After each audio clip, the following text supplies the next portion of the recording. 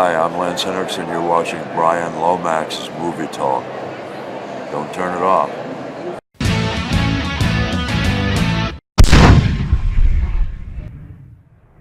Hello there, welcome to Bryan Lomax Movie Talk and my review of Scream 3, continuing the series. So yeah, with this one we get Wes Craven back on directing duty, of course.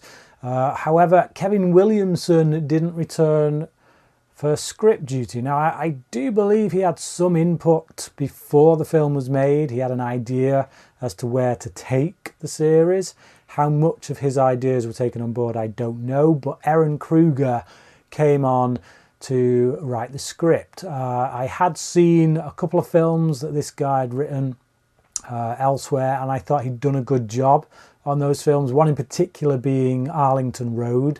I thought that was quite an impressive film, a really good script. So yeah, back in the day, I had no reason to doubt that he was a good choice. So the story picks up a couple of years after the second film, and it sees Sidney Prescott having gone into hiding. She's living a life, kind of running a call centre from her home, retreating from life. When Cotton Weary is killed along with his girlfriend in the opening sequence, we cotton on to the fact, no pun intended, that there is now another killer wearing the famous Scream mask on the loose and out for Sid, out trying to bring her out of hiding.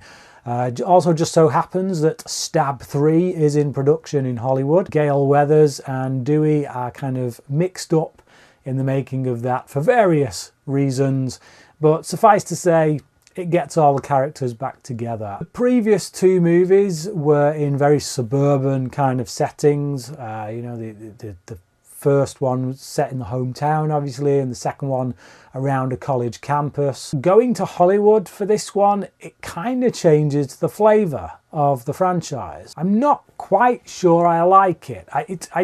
It's not a big deal because obviously it's still the same characters, we're just in a different setting, and going to that setting doesn't feel out of context by any means. It doesn't feel like there's no reason these characters would end up there. It is literally, I guess, just a subjective thing, which is that I think I prefer these movies and these characters to exist within a much more suburban setting. Craven was given a bigger budget to play with, and that really shows as well. And again, it changes the flavour of the film. So we've got big explosions in this. At one point, this mansion explodes, and it's a really big kind of set piece. And we open up the film with a helicopter shot where we're literally from a helicopter looking down on another helicopter, which again just makes it feel bigger, makes it feel more LA.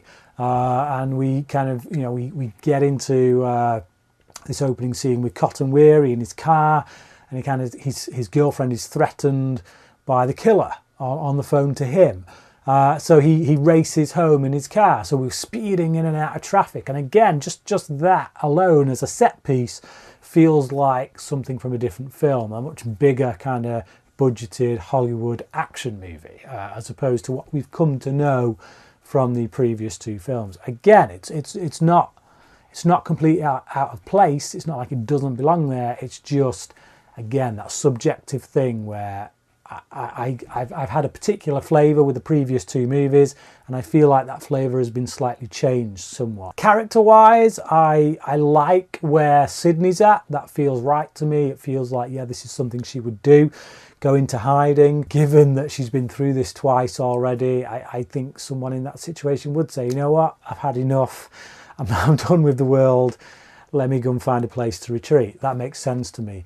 What I don't like is where we find the characters of Gale and Dewey. We're back to square one. It's almost like one step forward, two steps back with these guys. I feel like we're back to where we were at the beginning of the second film, for no other reason really than, I guess, to not know what else to do with them. I guess they feel more comfortable when these guys are kind of at loggerheads. We get some charming moments from that, I guess. But I just feel like that was played out in the second film, They met, they got together in the first film to a point, and then in the second film we learned that actually Gale essentially chose her career over Dewey. And by the end of the second film, you know, she realizes she made a mistake in doing that, and she chooses him over a story. So to come into this third film where they're back to square one, they're back to kind of being apart, and they've got to work their way back together again. It's like we've seen this by now. I don't really want to see it again with their characters. And I feel like actually maybe Cotton was the wrong way to go. Killing Cotton Weary at the beginning of this was maybe the wrong way to go, and maybe it should have been one of these two. I think that would have had a bit more impact. Not saying Cotton's death doesn't have impact, but definitely one of these two, it would have had more impact. And especially if the two of them were still together. You know, if something, like if they were married or something at this point, they were a really strong relationship, and then one of them was to be killed and the other one come and find them after that, then I think that would have had much more impact, and it would have set out the stall a bit better. But you know, that being said, Cotton's still a good character. He's still someone who's very, very much tied to the mythology of the first two films. So seeing him go here at the beginning is still kind of satisfying, because he is a bit of a douche. You know, we saw that in the we saw it in the first film, because the fact of the matter is he did have an affair with a married woman. You know, so even though he wasn't guilty of killing her, he was still a bit of a douche scumbag for doing that. And then in the second film, we see the way he really does seek that fame. He wants to kind of ride the coattails of this story for as long as he can to get back, I guess, what he feels has been taken. But he takes that all the way to Hollywood. You know, in this film, the start, we really do see how much of a douchebag he's become, a typical kind of Hollywood douche. That's where I stand with the main characters from the previous movies, except for one more, Randy. Obviously, Randy was killed in the second film. We do get a snippet of him here on a videotape that he made on the off chance that he should die, and it kind of sets up the rules of trilogies and things. It's nice to see Randy because I like his character. He was always my favourite character from the first two movies way back when. But it feels very shoehorned in. It's like his sister just randomly turns up at this bizarre moment, shows the tape, and then waves goodbye, and that's the last we see of her. It just comes out of nowhere, and it's almost like, where can we slot this in? Oh, here will do. Boom, we get it in. And it isn't really anything that's necessary. Like, Randy doesn't particularly say anything that is going to save anybody's life here. You know, it's not earth-shattering in that regard. It's just, it's playful, it's knowing, it's a nice wink to the fans, and it really does kind of read as just fan service. From the new supporting characters, I would say that the two that kind of most stand out for me one is the guy who's John Milton, producer, played by Lance Henriksen, and that's because I am a fan of Lance Henriksen. I find him very watchable in whatever he does, even when he makes dirge, complete dirge. There's something about the way he delivers lines that has gravitas. It's nice to see him here. It's probably a bit of a thankless role. He gets to be a bit of Basil exposition, but again, it's just because he's a very good actor, he's able to do something with that and make us feel like this is actually a character with a history, and maybe not the kind of person we'd really like to get to know. So he's got a bit of a Harvey Weinstein vibe about it, and it's bizarre actually, because, and again, I've said this about, you know, I mentioned this in my review for the first film with regards to Rose McGowan and whatnot, but there's a lot in these movies that kind of, points back to Weinstein. You know, we get this character who's a movie producer who did a lot of dodgy stuff with young up-and-coming actresses. And given that Weinstein was a producer on this movie, I can't help but feel like in some way Weinstein is, or was at this point, behind the scenes kind of laughing his ass off at the fact that he's getting away with this. The second character, as I said, there were a couple, is the one played by Parker Posey. There was 3 films she made. I can't remember specifically in what order. I know this was first, but she did Scream 3, and then she did Blade Trinity and Superman Returns. 3 films that for most people aren't that highly regarded, I don't feel. I do actually happen to really like Superman Returns, but there was something about her performances in each of these that was kind of... There's something off about it. Like she's really over the top. But because she commits to it and because she's funny, there's something about it that, yeah, her roles in all 3 of these, but again here in particular, it feels out of place. But also at the same time, there is something quite amusing about it, about her. And I guess it is her as an actress. And I think if somebody else had done this role, maybe I wouldn't have liked it all that much. But there are some humorous moments with her. The other supporting characters, including the guy who ends up turning out to be the killer at the end, weren't that memorable for me, to be honest. And given that one of them is played by Emily Mortimer, a pretty established actress, pretty accomplished actress in her own right. The fact that, yeah, she doesn't really make much of a dent for me in this film, I guess says something about her role. As for the killer himself, as I say, I kind of like what they do with him here. It's a bit tying him into the previous movies, essentially making him the mastermind from the start, the guy who kind of gave Billy Loomis the push. It almost takes something away from the strength of Billy Loomis's character, which I don't like, because I still, from these first 3 films so far, I still find him to be the most engaging of the killers, which is a bizarre comment, I know. But I also do kind of like the way it does tie into that lore, the way it keeps the 3 films connected in that way. But again, like I say, until he reveals himself as the killer at the end, I didn't really get much from this guy. And I do remember when I first saw this at the cinema that when he did reveal himself as the killer, at first I was like, who are you again? And it was only on a second watch that, I was like, oh yes, he's the director guy. He made such a little impression on me that I just didn't notice. Some strengths of the film are, one, there are some genuinely creepy moments. And I would say the scariest moments, actually, of this franchise so far, which is some scenes, some dream sequences with Sidney involving her mother. And there's one in particular where her mother is seen coming to the house, just outside the window, very slow moving, and she kind of presses up against the window.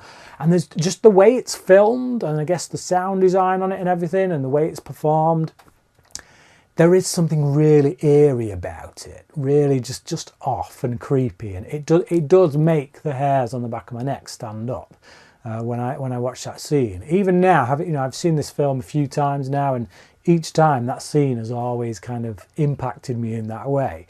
And there's another one a bit later on in the Hollywood house. So when they're on the set of Stab 3, Sidney's on the set of Stab 3, and she's checking out the house, and it's a recreation of the Billy Loomis house, which is obviously freaking her out a bit. But when she goes in one of the rooms, her mother is there on the floor, or basically the killer posing as a mother, or maybe it is Sidney's dreaming. It's very hard to tell. But either way, again, it's an eerie sequence that just, again, makes the hairs on the back of my neck stand up. And I think those 2 sequences are probably, for me, the scariest moments from these 3 films. There are a couple of scenes where the writing isn't quite off. For the most part, I will say this, Ehren Kruger does well with dialogue, I think. I think, Williamson has a very particular style. He's one of those writers where when you watch a film he's written, you can kind of tell it's him who wrote it. And I think a lot of people after him tried to emulate that style. I think Ehren Kruger is a much more straight-laced writer, but I think he writes more naturalistic dialogue, I think. I find the dialogue in this film to be much more believable than the dialogue in the previous two films. And that's not to say that it's better, because, you know, Williamson created a particular world in his way and his dialogue suits that world. However, there are certain plotting elements where it's not so strong. Like, for example, the aforementioned explosive house sequence. The reveal of that feels a bit kind of, I don't want to use the word forced, but just this idea that contrived, I guess, is the more... I don't believe it. I'm pulled out of the moment, because the killer's timings are just too precise, and it depends on him knowing that someone would go back in that house and would want to pull the pieces of paper out from the fax machine and read them out, and then it reveals, and then the house blows up just as he reads that last line. So, like I say, the timing is too perfect. I can't believe that the killer could be able to orchestrate all this stuff in such a way, and not just that scene, but a lot of the other stuff that takes place in the film. It's like this guy is like, yeah, Moriarty, you know, with the way in which he's able to kind of put the pieces together. I also find the final act of the film drags on a little bit, and loads of people make loads of stupid mistakes. They do things that you just wouldn't do.